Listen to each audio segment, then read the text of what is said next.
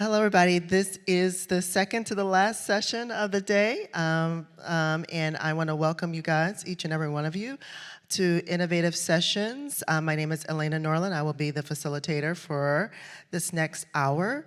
I just wanted to let you know that we do have a code of conduct. They have 10 minutes, and I will be watching to make sure through a variety of topics.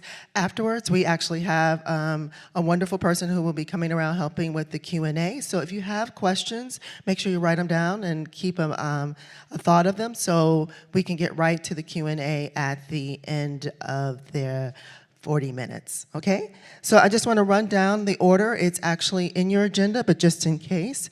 The first one, the lovely gentleman that you see right there is Seth, and he's going to be doing a balancing innovation and risk. Right after that, David. David, raise your hand. He's authorship in Wikidata. And then after that, Todd, who's right next to me, will be access denied, rethinking streaming video, sharing through controlled digital lending. And the lovely Christina will be doing streamlining the management of library publisher data sharing. And like I said, right after they get done, we will have somebody be available for the Q&A. So we will enjoy, and I will be with the countdown. Thank you. We're going to take it to Seth. Okay, good morning. Thanks to everybody for coming. My name is Seth Porter. I'm the Chief Innovation Officer and Dean of the Kramer Family Library at the University of Colorado, Colorado Springs. This picture is clearly a long time ago. I didn't have a graying beard at the time, but let's go ahead and jump in. I'm going to be talking about innovation and risk and business model innovation in libraries. As mentioned, code of conduct, everybody be cool. So what is business model innovation and how is it aligned with academic libraries? Business model innovation is the creation and application of new products, services, processes, or business models within firms and organizations. And this is really important in academic libraries because as many of you know, because you've made your life in it, the bureaucracy, any bureaucracy can be hell. So how do we create organizations where staff and faculty are empowered and can be creative? And this is something I care deeply about. It doesn't always go clean because whenever you try to make a lot of change, you can have a lot of bottlenecks. But it's also not about moving fast and breaking things. Innovation, I think, especially in cultural heritage organizations, can get a little bit of a bad rap because, you know, we think about, when we think as Americans, when we think about innovation, we often think about Silicon Valley and, you know, like moving fast, denting the universe. And these are not things we should be doing in cultural heritage organizations, okay? We need to minimize the risk. And is anybody here from Harvard? Okay, well, anyway, the reason I'm using Harvard as a case study is this library was founded in 1638. So the library is older than the United States of America. And the vast majority of the organizations that really push innovation in the United States, you know, they die out in 10, 20, 30, 40, 50 years max for the most part. Even Intel is on its last legs. And so this was a powerhouse of American innovation for the last 50 years, and it's starting to really fail. And so the point being, I'm a dean, when we're in charge of these organizations, we need to think about how we can create creative products, new services, and really keep pushing the innovation in what we do, but we also have to minimize the risk to make sure that we're being responsible for the organization, we're not breaking things. And so this is really, really important in higher education. And I'm going to kind of go over a few different frameworks. First, the structure. What does the organization need to look like to be innovative? Second, the strategy and revenue. I'm going to skip this because it's a lot of detail and it's not as applicable for today, but it's important to know if you all want to like check this out asynchronously online. Then last, what's the culture and the leadership need to be for this to happen? And it's not an overnight thing. It can, you know, I think it took us close to 4 years from like implementing the systems, changing it, so now it's like, you know, part of the culture, and so a lot of it comes down to change management. And I failed plenty at that. And so at least now I think we're moving forward in a really positive way, and it's great for our staff and faculty. So first, again, I'm not going to read all of this. A lot of what I have here is so that offline you all can check it out and you can look at like what are the real details about this. But innovation writ large in an organization, it comes down to the structure. It's not just about new ideas. It's how do you manage the new ideas? How do you empower people? And what's the system for this? And there's multiple different structures to do so. And so a heavyweight structure is generally a dedicated team or center as well as, like, say, a CEO who's really pushing innovation. Or in higher education, it would be a president, provost, or a dean within a specific college or unit. And so they're trying to push innovation. This can be really helpful at the beginning to try to, like, just set the vision. But as you all know, higher education at its best should be about, like, long-term shared governance and really being able to empower your faculty and staff so they bring it forward. So it's a way to start, but it's not a way to end. And so there's other ways to do this, everything from having a lightweight embedded team. This is a small innovation squad, let's say, 1 to 2 people in each department in a library, or just a couple people within the library who focus on this. There could also be everything from, hub, lab, incubator. This is probably what you're thinking of when you hear about, like, a skunk works in an organization, a team that's kind of on the side that builds new things and then tries to diffuse this in. So this is just kind of like a quick overview. I would dig in to see exactly what it looks like if you want to see, like, all the different kind of academic examples of what the structure is. Revenue, this is the strategy and revenue. We're going to skip this because it's a lot. I can pause real quick if people want to take pictures, but it's not as applicable to what we do on a day-to-day basis. The next part is the leadership. How does this happen? So often there's multiple different ways that organizations really push a culture of innovation. Everything from an innovation manager. This is, a single point of accountability, operational manager of innovation workflows. A chief innovation officer. This is an executive role that ties innovation strategy to institutional goals. This is a role I have at UCCS, and it's actually under the library, which is pretty interesting. The library itself now is one of the real drivers of innovation on campus, and I'm going to talk a little more about that downstream. But there's a lot of different ways you can do this. And, I think a lot of people have adopted some of this in their organization, probably especially in the IT divisions, everything from, like, Lean Kaizen and Agile project management. But you want to make sure there's systems. Okay, so what does it actually look like? What am I talking about? I'm going to go through a few different cases here. And again, I only have 10 minutes, so I'm talking pretty fast and covering a lot. So what are the types of innovation? So one of the big case studies that you can use is process innovation. This would be continuous improvement and efficiency. So who made this famous? Toyota with their Lean Kaizen. And this is really about small, repeatable improvements that compound into cultural transformation over years. And so this is continuous improvement, continuous innovation, while minimizing the risk.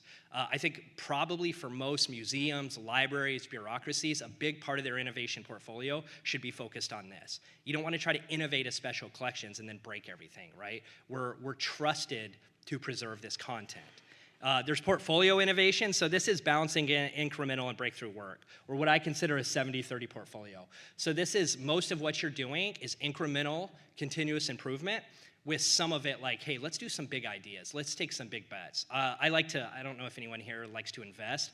I don't like to today. My brokerage account is pretty in the red. But the way I think about it often is like, how do you have long-term success? A lot of it is like the vast majority of what you do is the safe ETFs, and then you're taking some big shots for some big wins occasionally. And I think this is a good way libraries can, really do big new programs. I have a former faculty member in the audience here today who was able to lead a major project on decolonization of collections that I was really proud of. And this was something he led, big bet, his ideas, right?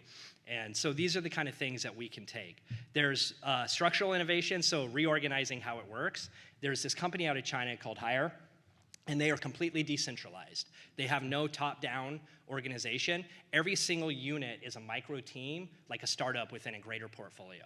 And so they're supported by human resources, by finance, by kind of executives, but they're not part of it.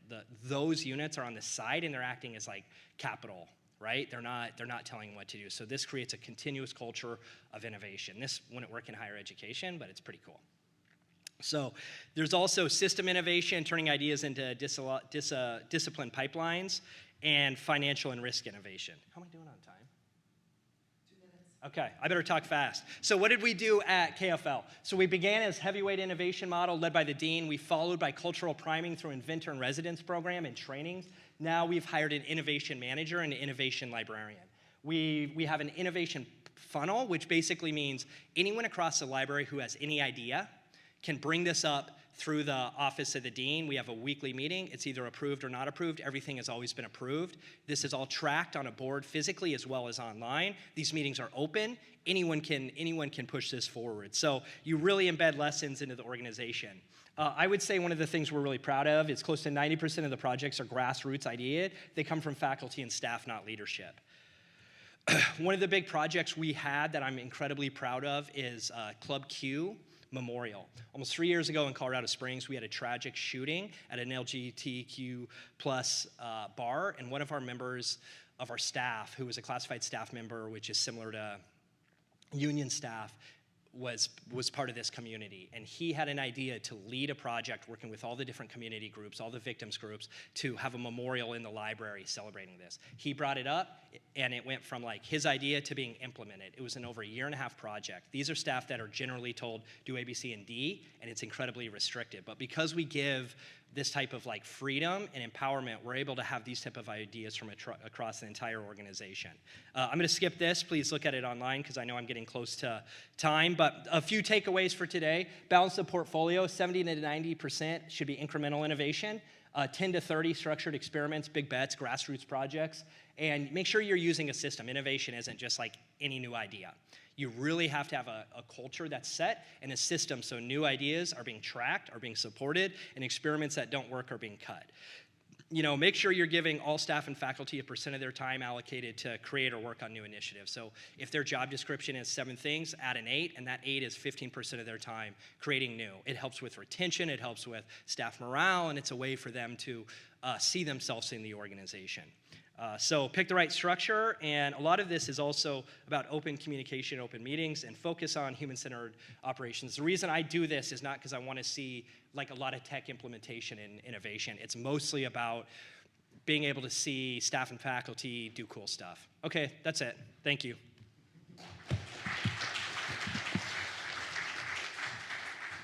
Thank you all.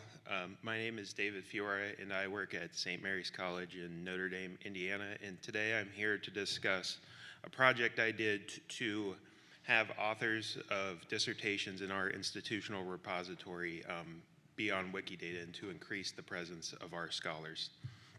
So to provide some background, the academic repository at St. Mary's is relatively new.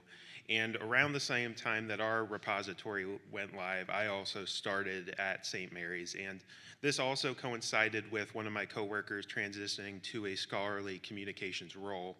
And so this really provided an atmosphere for us to innovate and try new experiences and opportunities with both the repository and other ways of largely expanding our digital presence online today.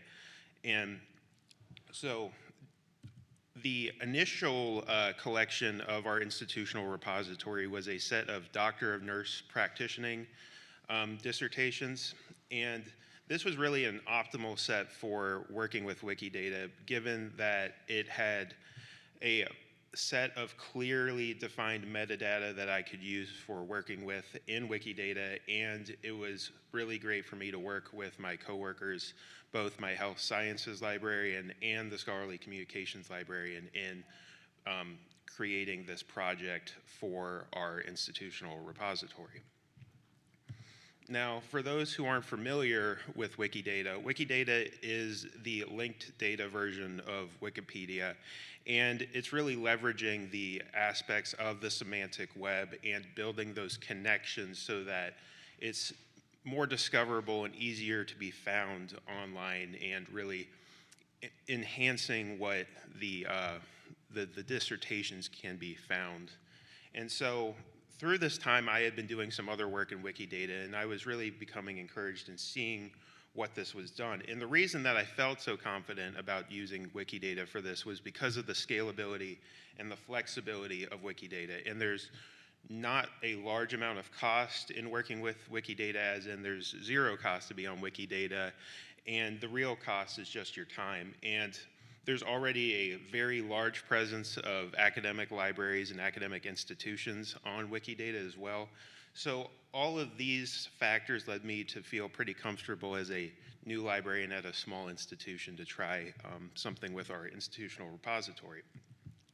And likewise, there are many institutional repositories that have already done some pretty impressive work on Wikidata. For example, IUPUI in Indiana has done a considerable amount of work, and this was really great for me in building my own data models and determining what were the appropriate metadata factors that I wanted to best highlight in my own project. So all of this came together for me to really begin this project. And what was most helpful for me, I will say, is the Wikidata Thesis Toolkit that was created by the University of York Libraries. And this was really fundamental to my work. And if you are interested in doing something similar with theses or dissertations, I would encourage others to check that out on Wikidata. And so through this experience, I then began to build the data models that I had for my dissertations. And I will say that this is a part 2 of a project that I had been going on, that I had been doing. As first, I put the dissertations on Wikidata and went through that process of building those entries on Wikidata. And then I went back in and created the author entries to link together the dissertations and the authors, hence round-tripping that data. And it was much more efficient for me this second time around because I had already gone through the experience of creating the dissertations themselves on Wikidata. So that helped me learn some mistakes that I had made in the past and ensure that this process moving forward was a bit more efficient in using a more streamlined system in getting the data onto Wikidata.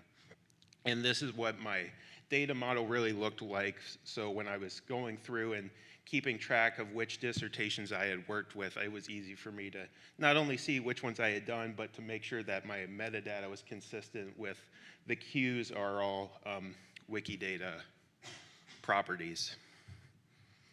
And so the most important tool that I used was Quick Statements, and this is they had just updated it a few months ago, and it's a very nice tool. It's a user-created tool on Wikidata, and it allows for batch processing of information. And so for myself, it was very helpful in ensuring that I was keeping a consistent strategy with the metadata that I had, and the system allowed me to see if there were errors that I made that I could go through and correct those issues. So it's really very intuitive to use, and it's connected to your Wikidata account itself. So once you run it through Quick Statements, as you see on the left, or on the right, excuse me, that statement was created and it shows up in Wikidata immediately. So it really makes the process of working with Wikidata much more efficient than if you were to go in and do statement by statement, property by property for each author and each dissertation. So the end result is that not only do the DMP graduates have their own presence on Wikidata, they also now have their dissertations on Wikidata as well. And so I'm very happy about this, and it's something that I believe that I'll continue to do in the future, because with this past set, it was more retrospective in terms of how the data had to be collected, because most of the DMP dissertations were created before I got to St. Mary's. So moving forward, I'm thinking about strategies to better be proactive in collecting this data so I don't have as many uncertainties with the data that I couldn't quite address, as the students themselves were not around for me to ask some of these questions. And with that, it's led me to continue to think about other ways I could use Wikidata to enhance the presence of St. Mary's Library, and I'm continuing to work on building out our presence for that as well. And as seen on the right, all of the Wikidata entries also have links back to our institutional repository, so folks can go there and check the dissertations out.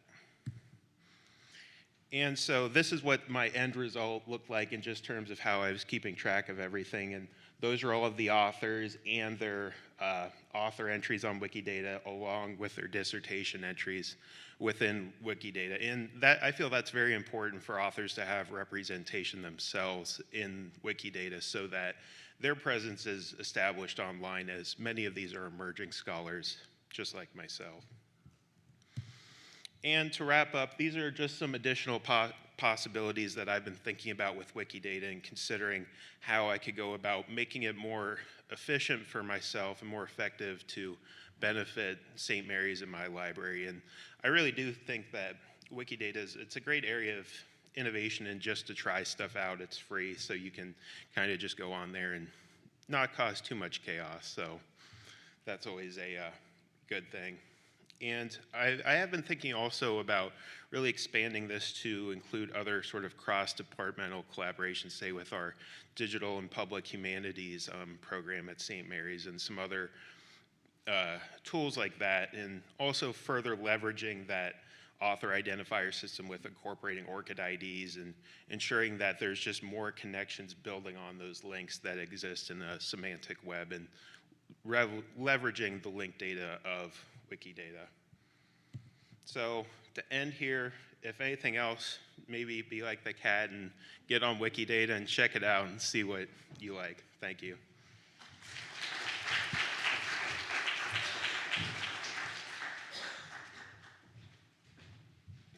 Good morning, everybody. I'm Todd Ricks. I'm the Collection Strategies Librarian at Coastal Carolina University. I've been there since 2022. Before that, I was at a small rural liberal arts college in Hartsville, South Carolina, and I had a variety of librarian roles, including library director. And so I've been in the profession almost 20 years, which is pretty crazy. Code of conduct, by day 3, we should be, hopefully we're all behaving ourselves. And I'm going to be continuing to talk in the microphone so everyone can hear me. So I'm going to talk about controlled digital lending for streaming video. It's something that's I've been doing a lot with streaming video licensing over the last few years. Back to about 10 years ago, I went to ALA and saw a great presentation about replacing a DVD collection with streaming video titles from Canopy back out in San Francisco. And I've been fascinated with streaming licensing videos, and I think it's an important part of an online collection, especially as we were building out online classes at both schools that I worked for. So I've had that in my mind, and just, that's, why am I talking about it? I just, as we've, at Coastal, we've been moving towards licensing and perpetual titles and buying more videos perpetually as we've shrunk our annual licensing renewals. We've put that money into perpetual licenses. And I'd like to be able to share those. That's my main reason. Why can't we share those like with everything else? We share literally everything in libraries. Now we're in ebooks, obviously print books, articles. Not in my current school, but I remember shipping out a microfilm to a school that needed some archaic journal that we had on microfilm back from the 30s. We sent that out, and that kind of thing. I remember our statewide consortium, Pascal, shares DVDs back when that was a thing. Now, a lot of schools don't have DVDs. At Coastal, we no longer have DVDs. So my previous school, they stopped supporting, IT stopped supporting DVD players and DVD drives and computers. So streaming is going to be the way to go. We need to be able to share between different schools. So the vendors, it comes down to vendors not always being on board. And that's really the big issue here. They're concerned about revenue loss and development costs. So if you can borrow a video, you're not going to buy it. That's kind of their mentality. I get that, but that's not always the case. Development costs, to be able to share between institutions, there has to be a token system or some sort of linking system that will, cause that digital license to work on either end of the borrowing agreement. And that costs money, and that's not something they want to do all the time. Also, there's copyright and licensing issues. One of the big issues with streaming videos that are different from ebooks and print books is that a lot of the films that we want to share are, the commercial licenses are set up for commercial streaming services, and they're on an annual basis. And I'll talk a little bit more about that in a minute, but there's also copyright. They're worried about copyright issues. And piracy is always a big issue. That's always a big topic of discussion. I really like this quote from 2011. So this isn't a new issue at all. From Gabe Newell, the CEO of Valve, who owns the Steam, which is the largest digital distributor of PC games, I believe, in the world. He said this in 2011: the easiest way to stop piracy is not by putting any piracy technology to work, it's by giving those people a service that's better than what they're receiving from the pirates. You put a barrier in front of people, they're going to find alternative means, easier, cheaper means to do it. And that means free, that means piracy. the same discussion we were all having 25 years ago, which is crazy, that the year 2000 was Napster and MP3s and Metallica and all that. If you're of a certain age, some of you aren't, which is what happens when you work a long time, and people don't remember it. But I remember those days well. I remember dial-up, AOL downloading one song at a time. Not that I have any of those. That music is all gone. I don't have any of it anymore. It was terrible quality anyway, 48 kilobytes. It was awful. But that was the same discussions we were having back then. If you put these barriers, then people will pirate. And it took the record companies a long time to figure that out. Streaming services now are pretty endemic, and now it's got to the point where artists don't get paid when we listen to streaming. Spotify, it's terrible. Some of the other ones are a little bit better, but so they were going to recoup it in other ways, like live music is terribly expensive right now. So I went and looked at the literature on this. I was curious as to what was going on with who's talking about it. And I did a quick Google Scholar search a few days ago, and CDL for ebooks had about 250 or 280 articles. CDL for articles had 650 articles in the last few years. And streaming video had 38. So we're not even talking about it on the scholarly publishing front. And that's a problem, I think. So this is, again, I'm not going to solve everything today. This is just it's an innovative session. It's to get the conversation going. But this is how I would do it. This is how I kind of looked into this, how this would work. I would assume, that it would work at the consortial level. We have a state consortium here at Pascal. It's called Pascal, and we would work with a vendor to provide access to videos between different schools. We have a pretty substantial number of perpetual licenses at Coastal for videos. We could share those other schools around the state. Or through a particular vendor. And I had a vendor tell me that that's something that would be such a good idea for them to do. This is years ago. I won't say which vendor. But that you could do it to customers between two different, if you have a customer relationship with a particular vendor, it would work that way, just outside of consortium.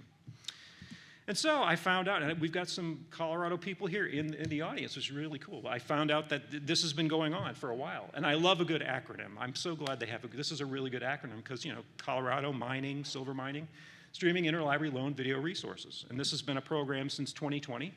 They started a pilot program. I'm not sure the exact date, but 2020 is very suspect because that's when COVID, as we all know, and I'm wondering if it's probably before COVID, because that's when a lot of our license we started our canopy bill started taking off right around COVID, as in both schools that I've been involved with. So they began with Swank Digital Campus and with Films on Demand, and now they've added Alexander Street Video to that.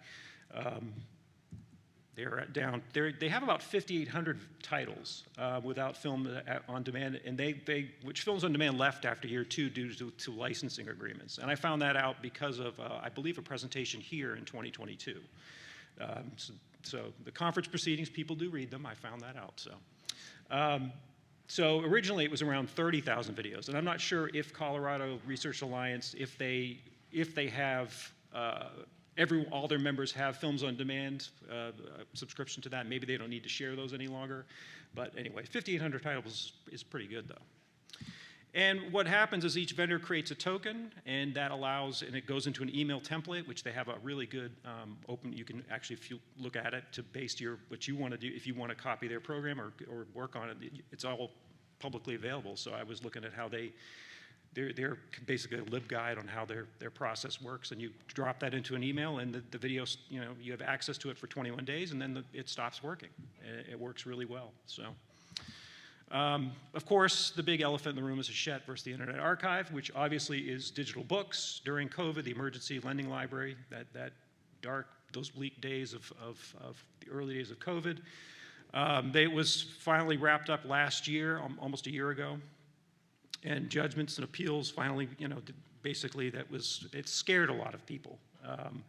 And a lot of the literature on video stops right there, which I found very interesting. Maybe it's just the way my search was done, but it just seemed like we stopped talking about it right around that point. So my big issue is what's holding us up. The technology exists, it's proven to work, and it's keeping publishers happy. They've had 3 publishers working on that, and now 2, so that they're happy with it. I see the issues with commercial streaming services. A lot of the licenses are geared towards that. They want to make money with these videos, especially Hollywood films that you'd see on Swank, for instance, or even popular documentaries. We can see so much churn in the marketplace with vendors like HBO Max taking Westworld, which they produced, off of their service so they could sell it for exclusive rights to another service, another company. So Westworld, they made that show, and now you can't even watch it on the platform where it was originally launched. And that's financial services. It's commercial streaming issues. They can make more money. But the academic market is not a priority for these companies, which is a shame because we're really nice people, except we have a code of conduct. But anyway. So my big takeaway is just to keep the discussion going. Just to keep talking about it, get this on the record, and have someone else ask me about it, and we'll keep it moving, because I'd really like to do this. I think this is the future of streaming video, sharing this stuff. Why not, right? Just a couple of things I looked at here. I'm going to upload this to Whova at some point. And if you have any questions, comments, keep the discussion going. I have literally the easiest email you'd ever remember, tricks, just like the cereal, at coastal.edu. Thank you very much.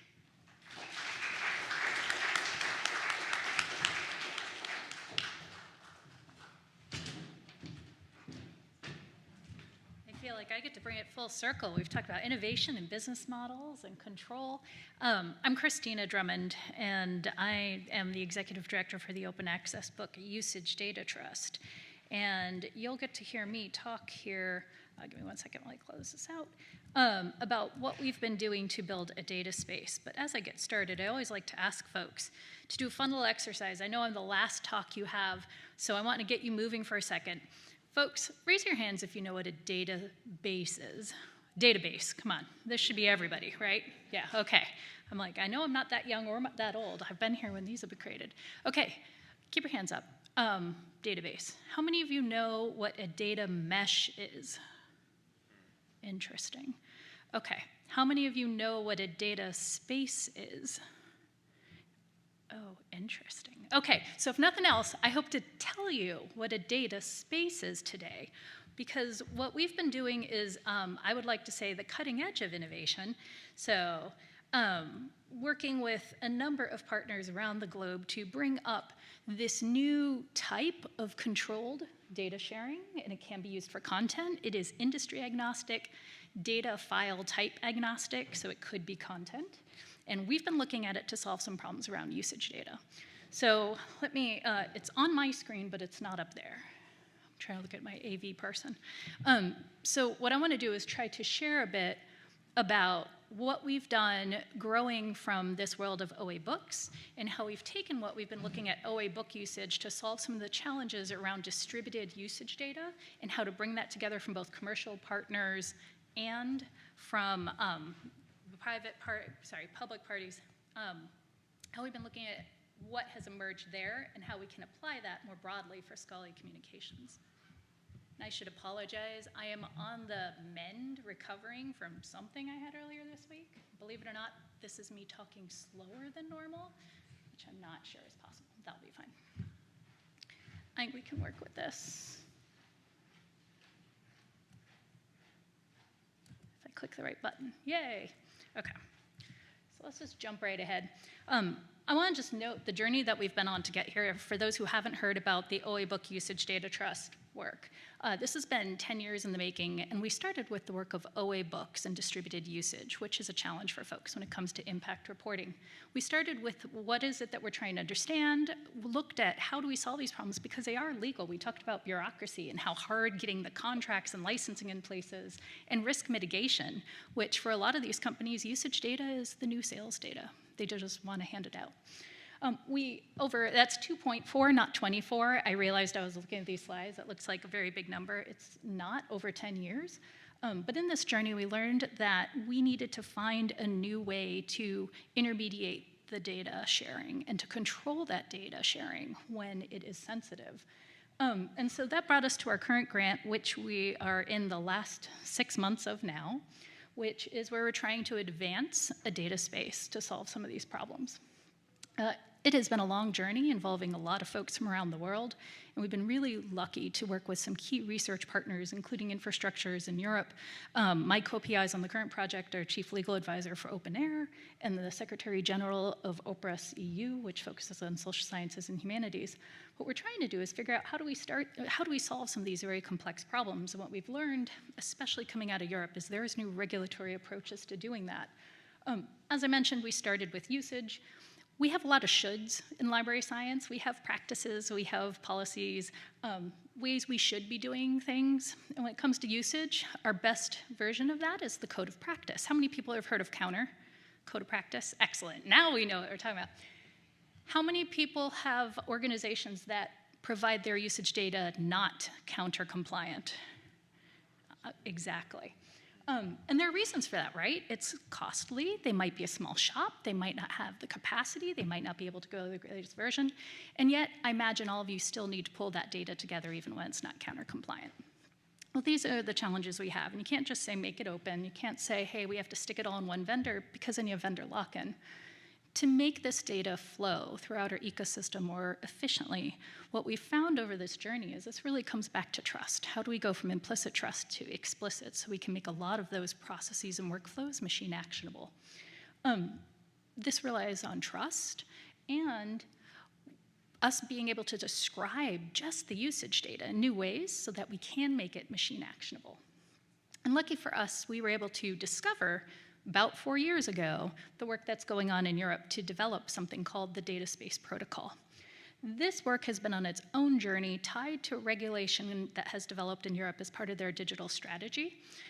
They funded substantial work in creating industry and data type agnostic approaches to doing this controlled data sharing and content sharing, to your point. They've created principles. We have open architecture right now that is out there. It's in its 5th version. We have a protocol that is right now in the last stages with ISO. And all of this is sitting there for the world to use. And we're one of many data space approaches. The OA Book Usage Data Trust was like, great, let's see if we can adapt that to solve these problems with usage. But it's already up and running in the automotive industry, in logistics. Folks are trading emissions data, which they would never give to their direct competitor under any other circumstances. News media is working on this with audience data to be able to exchange that in Europe in a GDPR compliant way. So we know it works. We're looking at how do we adapt it. And some of you may notice that this looks familiar to some other systems we've seen here in library science. This is the IDSA, the International Data Space Association picture, and essentially a data space brings together those who have the data, their data providers and the data recipients, which in this case is data consumer because the model does support monetization. And it has these central coordinating functions, a clearinghouse for the data, which can generate transaction logs, so you know who has accessed it, where, how much, and you can, at a granular level now, create what they call usage policies. Things can be time-bound, can be frequency-bound, can be type of transaction-bound. So I can say, I want my data to be able to work with this AI agent, work with this group of customers, shut it off after 5 uses or 5 days. Very flexible model.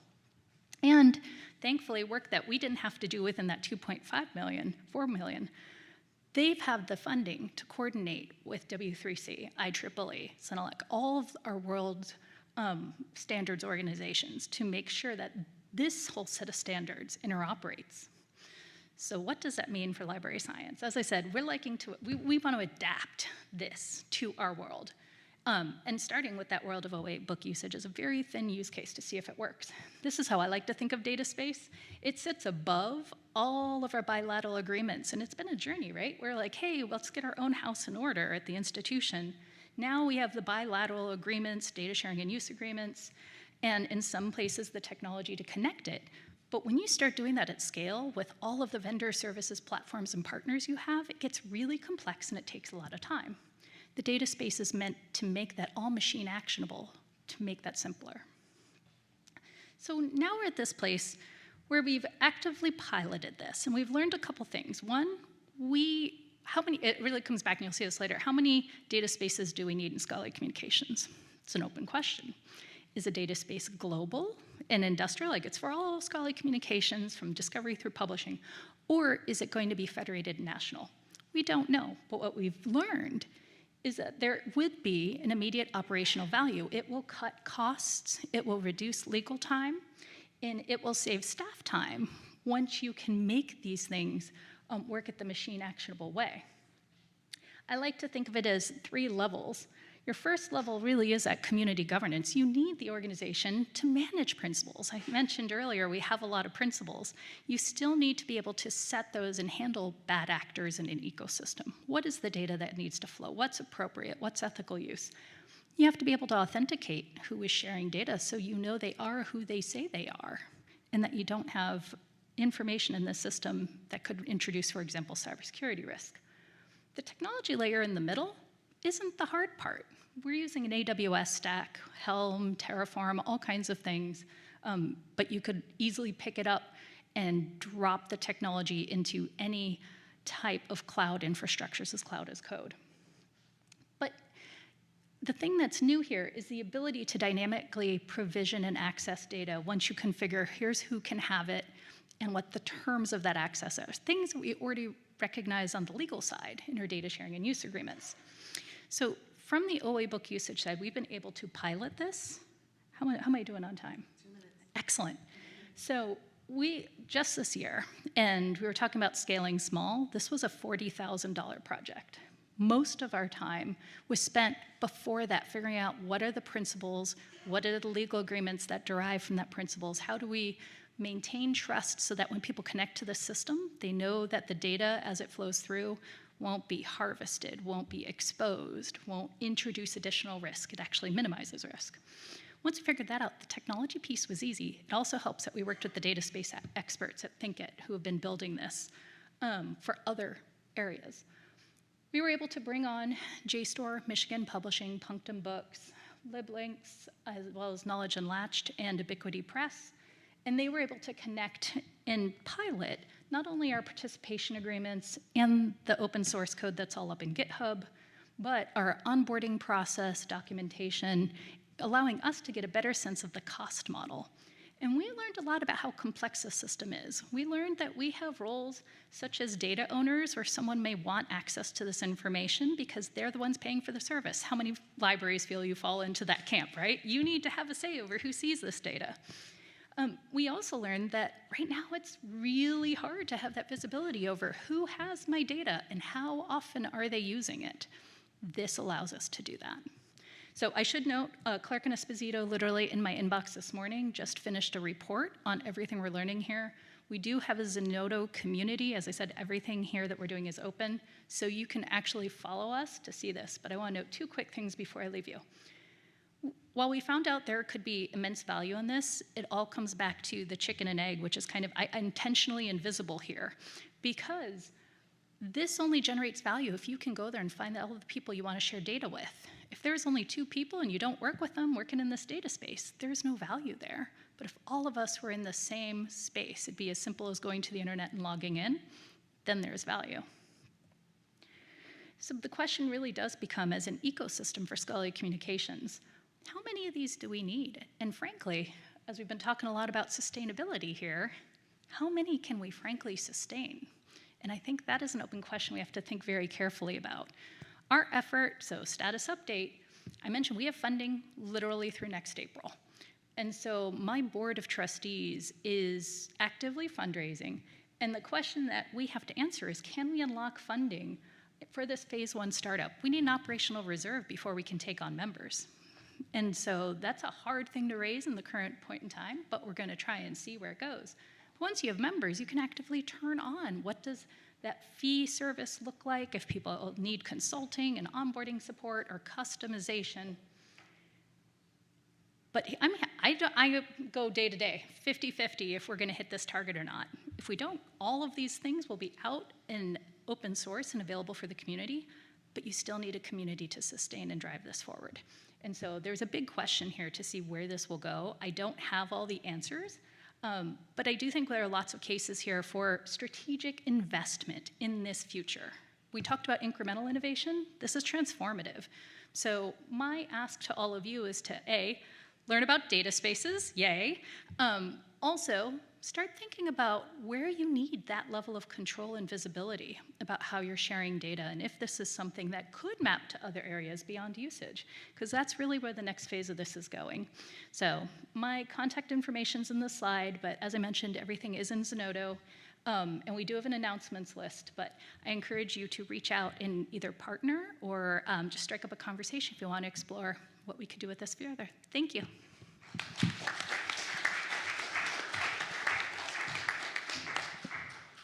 Does anyone have any questions?